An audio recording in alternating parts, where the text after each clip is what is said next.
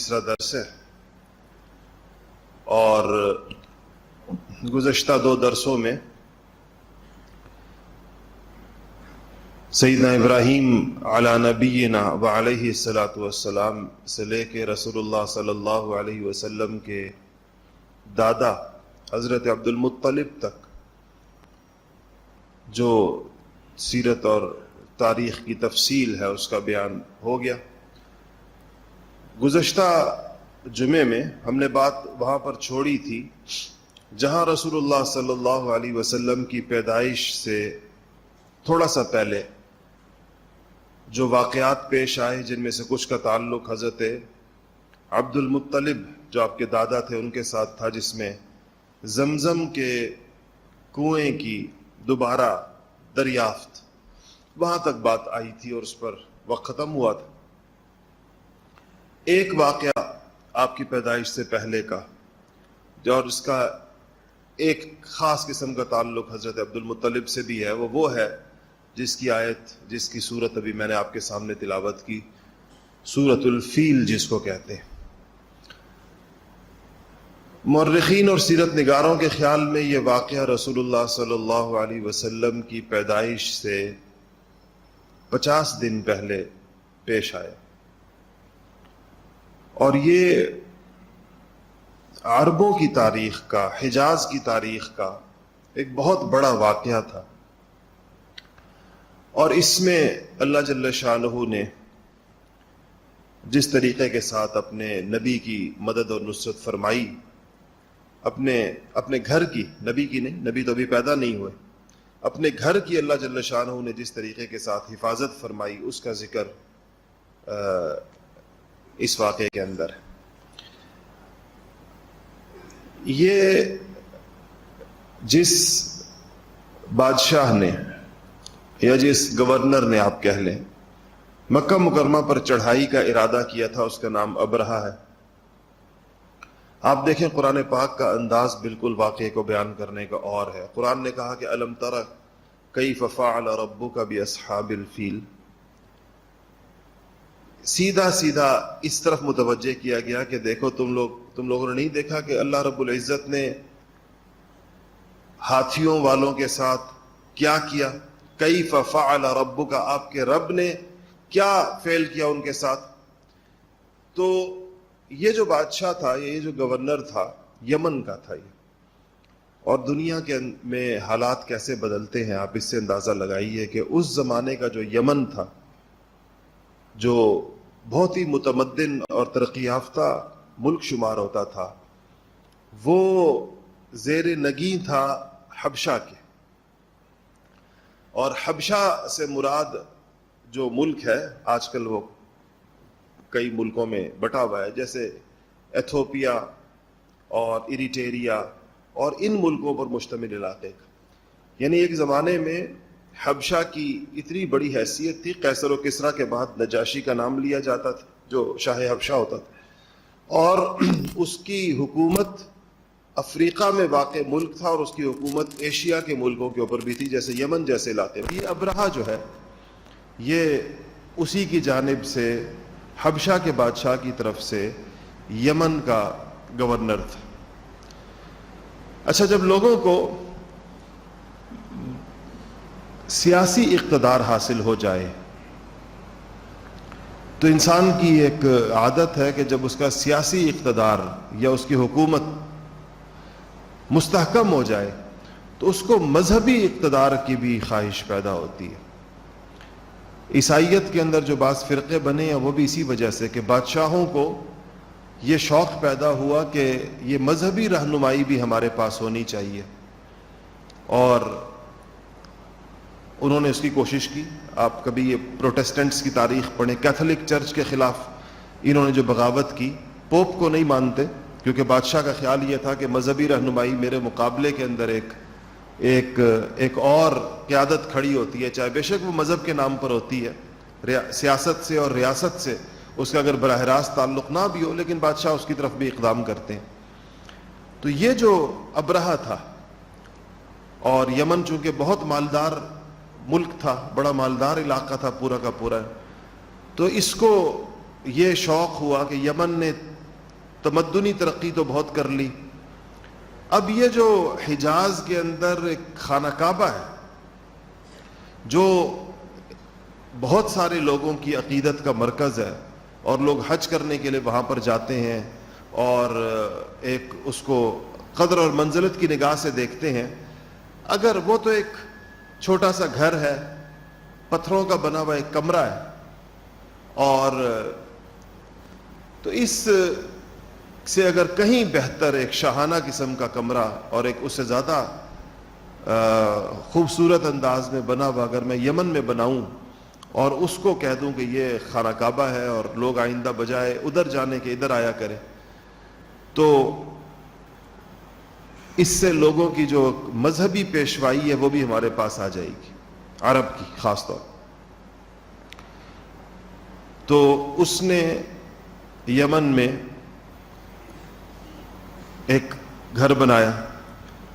یمن کا دارالحکومت اس زمانے کے اندر بھی یہی صنعاء تھا، اب تو خیر یمن دو حصوں میں تقسیم بعد میں کیا گیا، شمالی جنوبی یمن کہلاتے تھے وہ۔ عدن اور صنعاء دو مشہور شہر ہیں یمن کے۔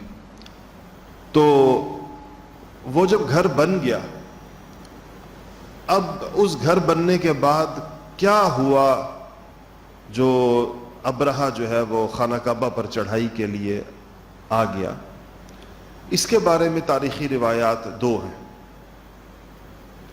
ایک تاریخی روایت یہ ہے کہ قریش کے کچھ نوجوان یمن گئے ہوئے تھے، اور آپ کو یہ یاد رہے کہ قریشی سال میں ایک دفعہ یمن ضرور جاتے تھے، کیونکہ ان کا رحلۃ الشتاء والصیف، ایک گرمی کا سفر اور ایک سردی کا سفر، ایک یمن کی طرف اور ایک شام کی طرف، یہ دو تجارتی اسفار قریش سال میں ایک دفعہ کرتے تھے۔ تو یمن بھی ان کا آنا جانا ہوتا تھا اور شام بھی ان کا آنا جانا ہوتا تھا۔ تو یمن گئے ہوئے تھے کچھ قریشی نوجوان، اور وہ خانہ کعبہ کے وہ جو اس نے بنایا تھا گھر ابرہہ نے، اس سے کہیں تھوڑے سے فاصلے کے اوپر کوئی آگ جلا رہے تھے یا کچھ پکا رہے تھے یا کچھ کر رہے تھے، تو ان کی آگ سے کوئی چنگاری اڑی اور وہ اس نئے تعمیر شدہ گھر کو جو ابرہہ نے بنایا تھا اس کی دیواروں کو جا کے لگ گئی۔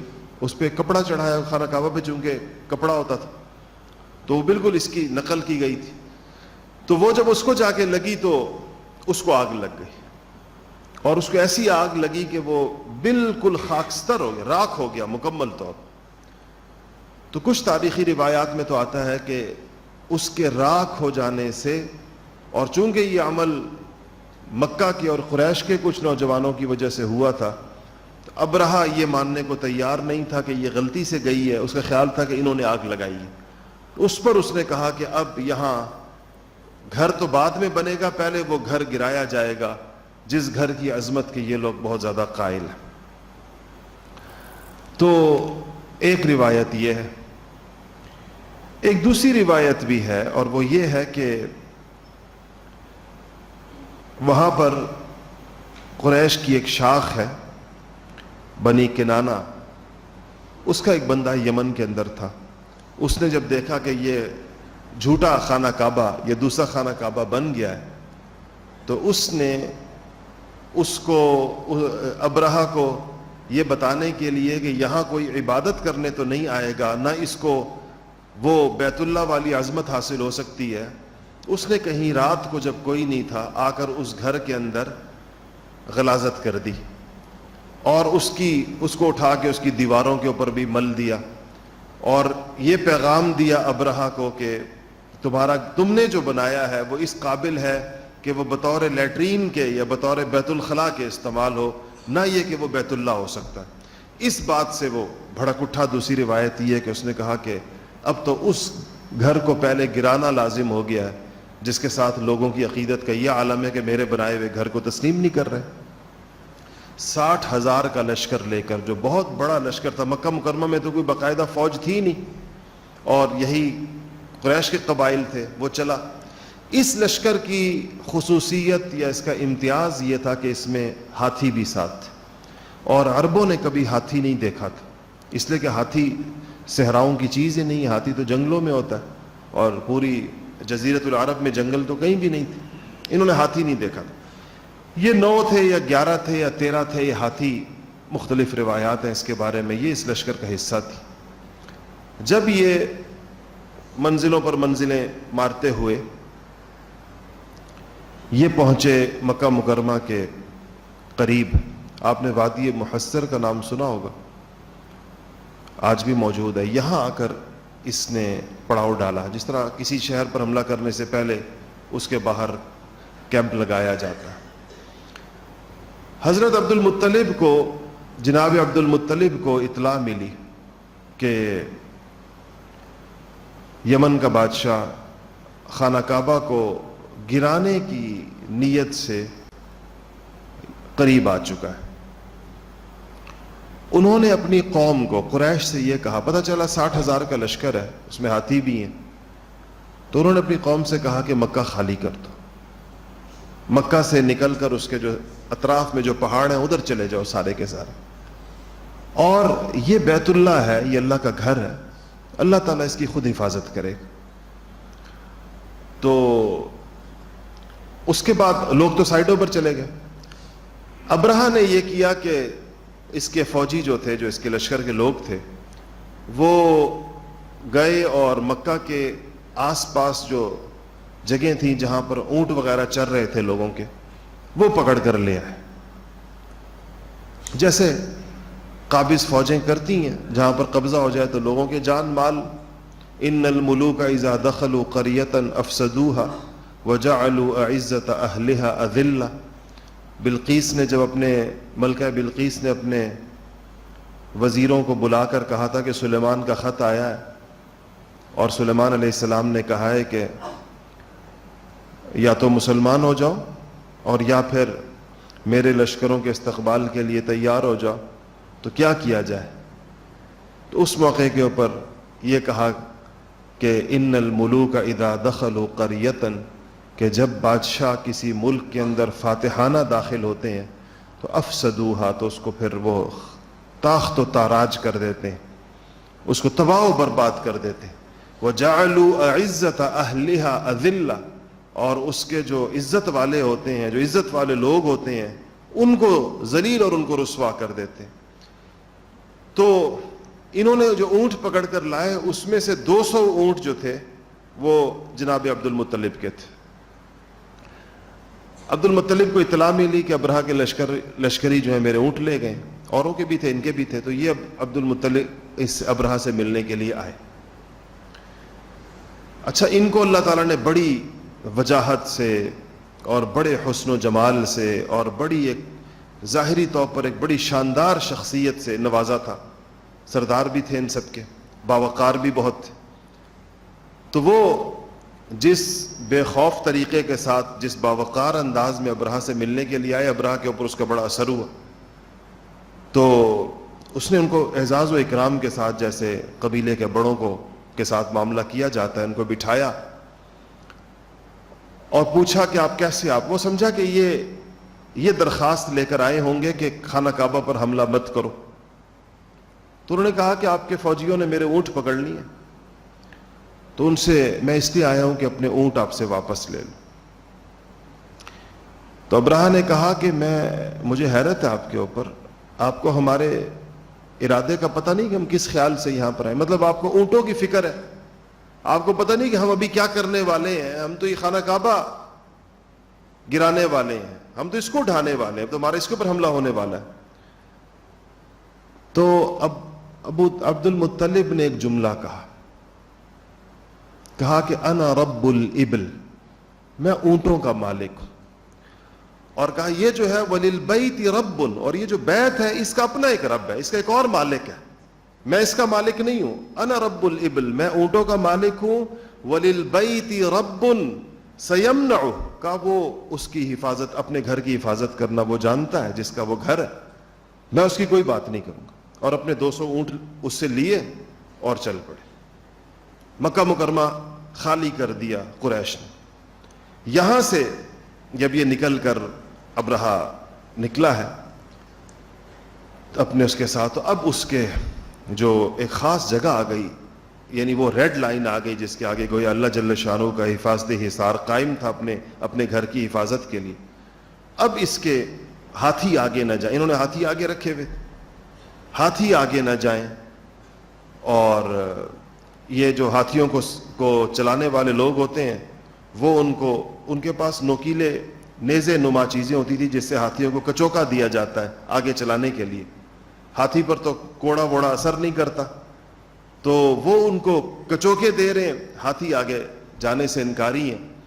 اچانک آسمان کے اوپر پرندوں کا ایک غول نمودار ہوا اور چھوٹے چھوٹے بالکل ابابیل جیسے، اگر آپ نے دیکھی ہو، اگرچہ بعض لوگوں کے خیال روایت کے ترجمے میں ابابیل جو ہے وہ پرندے ہی کو پرندے کی قسم کو نہیں بلکہ چڑیا ہی کو، تو ان کی 3 کنکر ہر ابابیل کے پاس تھے. ایک اس کی ایک چونچ میں تھا، ایک اس کے ایک پنجے کے اندر اور دوسرا اس کے دوسرے پنجے کے اندر، چھوٹے چھوٹے کنکر. اور وہ غول جب اوپر لشکر کے اوپر آیا تو بس اوپر پہنچ کر اپنے کنکر انہوں نے چھوڑ دیے. اور وہ کنکر جس انسان کے سر پہ لگتا تھا اس کے پاؤں سے نکلتا تھا، اور اسی لمحے میں وہ انسان وہاں پر قیمے کے ایک ڈھیر کی صورت کے اندر موجود ہوتا تھا. اور جس ہاتھی کے اوپر لگتا تھا اس ہاتھی کے بھی ایک طرف لگ کر دوسری طرف سے نکلتا تھا، یعنی اوپر سے لگا اور نیچے سے نکلا، اور وہ ہاتھی کی شکل باقی نہیں رہتی تھی، وہاں قیمے کا ایک ڈھیر، جیسے کسی نے، آپ نے کبھی قیمے کی مشین سے جب قیمہ نکل رہا ہوتا ہے تو اس طرح کا قیمے کا ایک منو قیمے کا ایک ڈھیر. قرآن پاک نے اس کے لیے جو لفظ استعمال کیا، کہا ہے کعصف مأکول. اگر آپ نے کبھی جانوروں کو یہ چارہ کھاتے ہوئے دیکھا ہو تو کھایا ہوا چارہ، جانور جب چارہ کھا لے اور وہ اس کے معدے میں پہنچ جائے، کبھی آپ کسی جانور کی اوجڑی اگر پھاڑیں تو اس میں سے چارہ جس شکل کے اندر نکلتا ہے، ان ہاتھیوں اور لشکریوں کی شکل اس طرح ہوگی. یہ اللہ جل شانہ کا غیبی نظام تھا اپنے گھر کی حفاظت کے لیے، اور کسی انسان کی اللہ جل شانہ کو اس کے لیے ضرورت نہیں تھی کہ کوئی ایک انسان جو ہے، ویسے تو کلمہ کن کافی ہوتا ہے، اللہ جل شانہ کا ارادہ کسی کو تباہ و برباد کرنے کے لیے کافی ہوتا ہے، لیکن یہ جو اللہ تعالیٰ معاملہ کرتے ہیں یہ اصل میں یہ دکھایا یہ جاتا ہے کہ دیکھیں اگر ویسے اللہ کہتے اور سارے کے سارے فنا ہو جاتے تو لوگوں کو پتہ نہ چلتا کہ ہوا کیا اس لشکر کے ساتھ. اس چھوٹے سے پرندے سے ہاتھیوں اور 60,000 کے لشکر کو فنا کر کے ایک پیغام اللہ جل شانہ نے انسانوں کو گویا دیا ہے کہ اللہ تعالیٰ ان ظاہری اسباب کا پابند نہیں ہوتا. یہ ظاہری اسباب انسانوں کے لیے ہوتے، انسان اس کے پابند ہے. تو یہ واقعہ ہوا. ابرہہ کے ساتھ کیا ہوا؟ کیا اس کو بھی کوئی کنکر لگا یا وہ اس سے بچ گیا؟ تاریخی روایات، سیرت کی روایات اس کے بارے میں مختلف ہیں. زیادہ تر مورخین اور سیرت نگاروں کا رجحان اور ان کے نزدیک قابل ترجیح یہ ہے کہ ابرہہ کو نہیں ہلاک کیا گیا اس کے اندر اور وہ زندہ رہا، کیونکہ اگر وہ پہلا کنکر لگنے سے وہ بھی مر جاتا تو اپنا یہ عبرتناک انجام وہ کیسے دیکھتا کہ جس لشکر کو بڑے تم تراق کے ساتھ وہ لایا تھا خانہ کعبہ کے اوپر چڑھائی کے لیے، اس کا انجام کیا ہوا. اس کو عبرت کے لیے زندہ رکھا گیا اور اس نے یہ سارا اپنے لشکروں اور اپنے لوگوں کا یہ حال دیکھا. کوئی اکا دکا تھوڑے سے لوگ اس کے اندر بچ گئے جنہوں نے واپس راہ فرار اختیار کی یمن کی طرف. لیکن اس کو ابرہہ کو ایک خطرناک قسم کی بیماری نے آ لی، اور وہ ایسی بیماری تھی کہ جس میں انسان کے اعضاء جھڑنا شروع ہو جاتے، یعنی وہ جیسے انگلی کو لگی تو انگلی کا پور کم ہو گیا، پھر دوسرا پور کم ہوا، پھر پوری انگلی ختم ہو گئی، پھر ہاتھ ختم ہونا، اسی طرح ٹانگ پر کان جھڑ جانا، ناک گر جانا، اس طرح اس کے اعضاء ٹوٹ ٹوٹ کے اس کے جسم سے گرنا شروع ہوئے. اور کہتے ہیں جب وہ یمن پہنچا، مرا یمن جا کر، بعض روایت میں آتا ہے کہ رستے میں مرا، تو جب اس کے لوگوں نے دیکھا تو وہ ایسا لگتا تھا جیسے مرغی کے کسی چوزے کے پر کسی نے نوچ دی ہو اور جو اندر سے وہ چھوٹا سا چوزا نکلتا ہے اس طرح اس کا جسم باقی تھا. اور لوگ یمن کے حیران تھے کہ وہ 60,000 کا لشکر اور ہاتھیوں کا لشکر لے کر جو اتنے کر و فر سے بادشاہ نکلا تھا، یہ کس شکل کے اندر وہ واپس لوٹا ہے، اس کی واپسی کتنی عبرتناک ہوئی ہے کہ اب وہ تنہا ہے اور اس کی حالت ہے. اور پھر کہتے ہیں اس کی وجہ سے پھر اس کا، یعنی جب اس پہ ایک دوسری سیرتی کتابوں میں جو لکھا ہے کہ اس کا یعنی آخری جو اس کی موت ہوئی تو اس کا سینہ شق ہو گیا، باقاعدہ چر گیا درمیان میں سے، اور اس کا دل باہر نکلا ہوا تھا اس کے اندر سے۔ اس عبرتناک طریقے کے ساتھ اللہ جل شانہ نے ابرہہ کا عبرتناک انجام کیا، اور یہ سورہ فیل کے اندر اس کا خلاصہ قرآن پاک نے بیان کیا۔ یہ واقعہ رسول اللہ صلی اللہ علیہ وسلم کی پیدائش سے یا 50 دن پہلے یا 55 دن پہلے ہوا۔ اچھا، یہ میں آپ کو بتا چکا تھا کہ حضرت عبداللہ کا ذکر ہو گیا کہ وہ مدینہ گئے تھے، مدینہ منورہ کے اندر ان کا انتقال ہو گیا تھا، اور رسول اللہ صلی اللہ علیہ وسلم کی ابھی پیدائش نہیں ہوئی تھی زیادہ تر روایات کے مطابق۔ تو بالآخر وہ وقت آیا جو اس دنیا کا تاریخی ترین دن ہے، اور وہ کیا ہے؟ وہ رسول اللہ صلی اللہ علیہ وسلم کی پیدائش، دنیا میں آپ کی تشریف آوری ہے۔ اس پر تو تقریباً سیرت نگاروں کا آپ اس کو اجماع کہہ سکتے ہیں، اکثریت کی رائے یہ ہے کہ وہ مہینہ ربیع الاول کا تھا۔ ویسے میں آپ کو عرض کروں کہ اس مہینے کے بارے میں بھی اقوال بہت سارے، بعض حضرات نے رمضان کا مہینہ بھی کہا ہے، بعض نے ربیع الثانی کا مہینہ بھی کہا ہے، لیکن اکثریت کا یہ قول ہے کہ مہینہ ربیع الاول کا تھا۔ البتہ ربیع الاول کی تاریخ کون سی تھی جس پہ آپ کی پیدائش ہوئی، اس کے بارے میں اقوال متعدد ہیں۔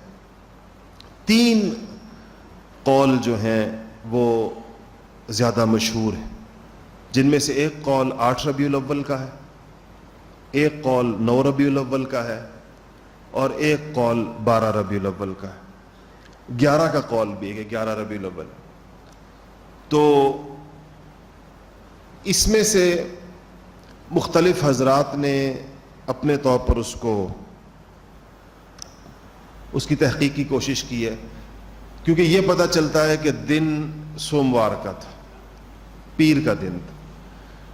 تو اگر 8 ربیع الاول والے قول کو لے لیا جائے تو وہ دن تو وہ بھی پیر کا بنتا ہے، اور یہ عیسوی اعتبار سے جو ہمارے یہ جو 2019 چل رہا ہے، یہ عیسوی سن چل رہا ہے، اس اعتبار سے یہ 570 بنتا ہے، سن 570 پیر کا دن تھا۔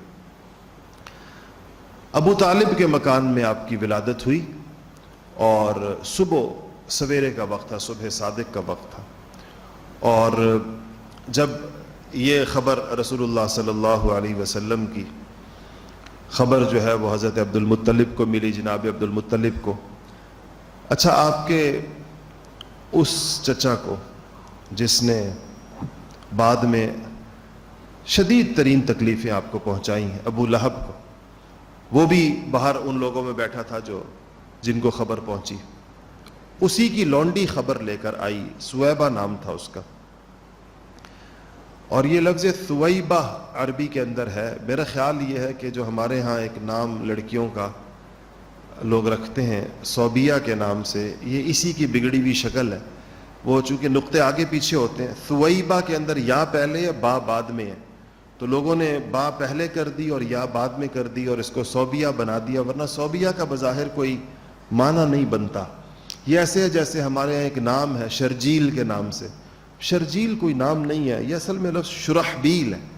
تو شرحبیل کے با کو میرے خیال ہے ہا کے نیچے لکھنے کے اندر آ گیا، تو وہ ہا سے جیم بن گیا، تو وہ شرحبیل سے لفظ شرجیل بن گیا۔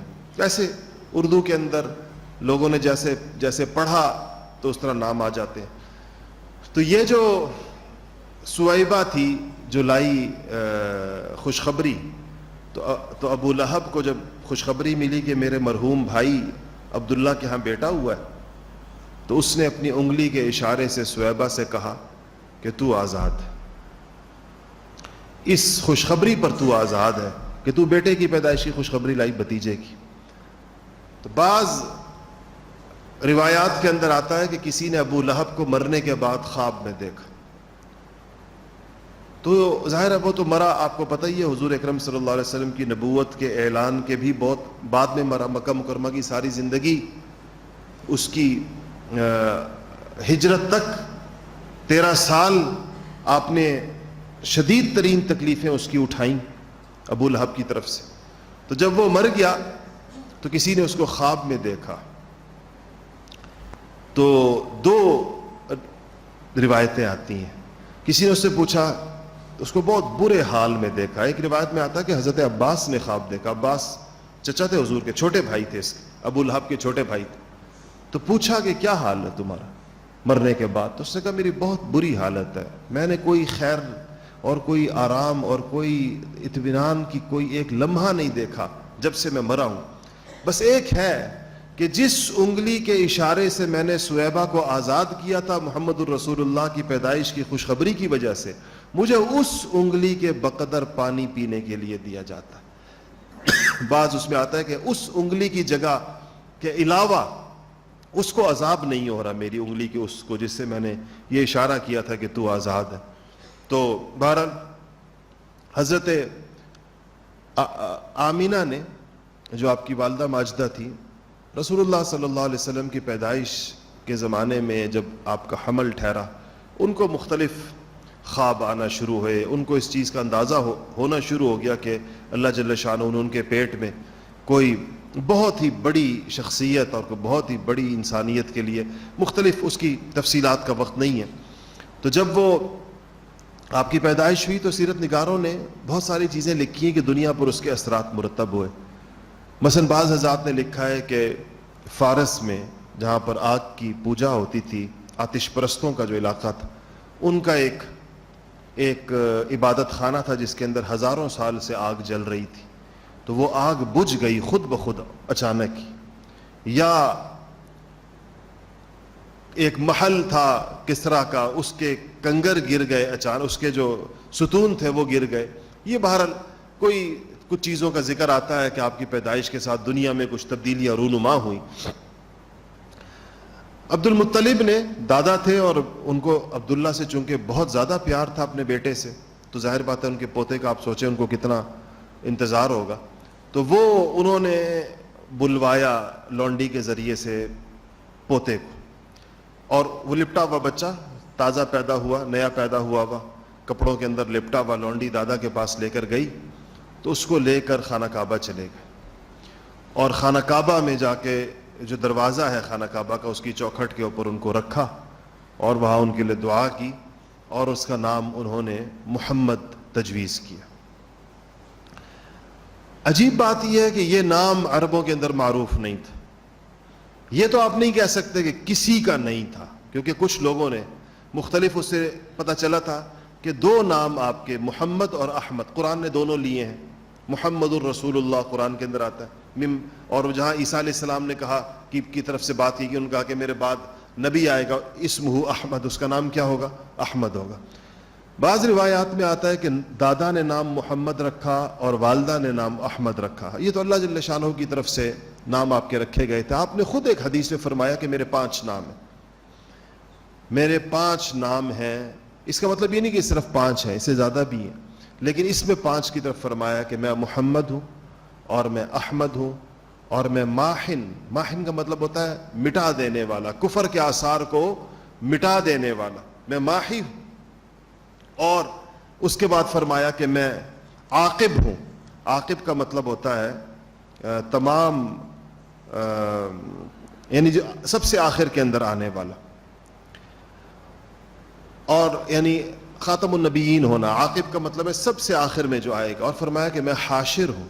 حاشر کا مطلب یہ ہے کہ جس کے قدموں سے میں اللہ جل شانہ، یعنی آخرت کے دن کے جو پیشوا ہوں گے، یعنی لوگوں کا جو حشر ہوگا، یعنی جس کے قدموں میں لوگ جمع کیے جائیں گے، وہ حاشر کہلاتا. تو آپ نے فرمایا کہ میں ماحی ہوں، میں محمد ہوں، میں احمد ہوں، میں ماحی ہوں، میں حاشر ہوں، اور میں عاقب ہوں. تو 5 نام یہ بخاری شریف کی حدیث ہے جس میں آپ نے اپنے لیے خود بتائے. اس کے علاوہ مختلف اور آپ کے صفاتی نام ہیں جن کا ذکر کیا جاتا ہے. قرآن شریف کے بعض مصاحف میں آپ نے دیکھا ہوگا آخر کے اندر رسول اللہ صلی اللہ علیہ وسلم کے صفاتی ناموں کو وہاں پر لکھا جاتا ہے. تو اس کے بعد کسی نے ابو عبد المطلب سے پوچھا کہ آپ نے بڑا نیا سا نام رکھا ہے جو کسی اور کا نہیں. رواج وہاں پر یہ تھا کہ آباء و اجداد کے ناموں کو دوبارہ رکھا جاتا تھا. باپ کا نام بھی دوبارہ رکھتے تھے، نہیں تو دادا کا رکھتے تھے، پھر پردادا کا رکھتے تھے. آج بھی آپ نے دیکھا ہوگا اس چیز کا عربوں میں خاص طور پر رواج ہے. تو ناموں کو دوبارہ رکھنے کا رواج تھا. یا خاندان کے مشہور لوگوں کے اوپر نام رکھا جاتا تھا. تو انہوں نے کہا کہ میں نے ان کا نام محمد اس سے رکھا ہے کہ یہ روح زمین کے لیے تعریفوں کے اور ان کی صفت کے اور لوگوں کی بھلائی کے اور ان کی تعریف کے یہ انشاءاللہ قابل ہوں گے. یہ ان کو ایک ان کے دل کے اندر ایک اس کی اللہ تعالیٰ کی طرف سے کوئی الہام تھا. ظاہر بات ہے کہ یہ نام تو اللہ تعالیٰ کا پسند کردہ تھا, بس اللہ تعالیٰ نے اپنے دل میں ان کے ڈال دیا کہ یہ نام وہ اپنے اس پوتے کا رکھیں.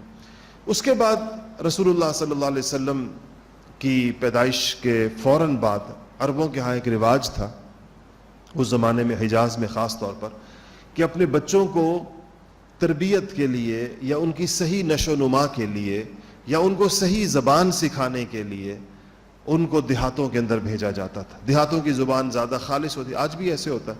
اب دیکھیں, ایک پنجابی یہاں ہوگی جو اسلام آباد میں کوئی لوگ بولتے ہیں, ایک وہ خالص پنجاب کے وہ دیہات ہوں گے جن کی زبان ہی پنجابی ہے, کوئی اور زبان وہ بولتے نہیں, تو وہ زیادہ خالص زبان بولتے ہیں. پشتو بھی ایسا ہی ہے, سندھی بھی ایسی, ساری زبانیں ایسی ہوتی ہیں.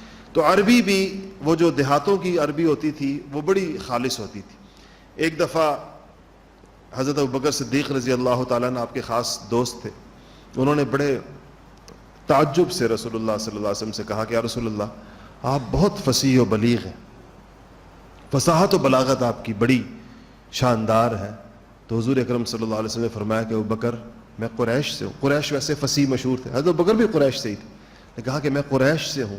ایک تو اس کی وجہ یہ, دوسرا میں نے بنو سعد کا دودھ پیا ہے. بنو سعد وہ قبیلہ تھا جہاں پر آپ کو بھیجا گیا تھا بچپن میں, جہاں اما حلیمہ سعدیہ جن کو ہم کہتے ہیں آپ کی رضائی والدہ جو تھیں, تو وہ بنو سعد کی تھی. تو آپ نے کہا کہ میں نے بنو سعد کا دودھ پیا, یعنی بنو سعد میں نے بچپن گزارا ہے, اس وجہ سے میری زبان. یہ اسباب کے درجے میں اس کی وجوہات کو بیان فرمایا. یہ جو آپ کا بنو سعد, حضرت حلیمہ سعدیہ کا ان آپ کو لے کر جانا ہے مکہ مکرمہ سے, یہ بڑا ایک دلچسپ واقعہ خود حضرت حلیمہ سعدیہ نے بیان کیا ہے اور سیرت کی کتابوں نے اس کو ریکارڈ کیا ہے. انشاءاللہ اگلے جمعے ادھر سے بات ہوگی.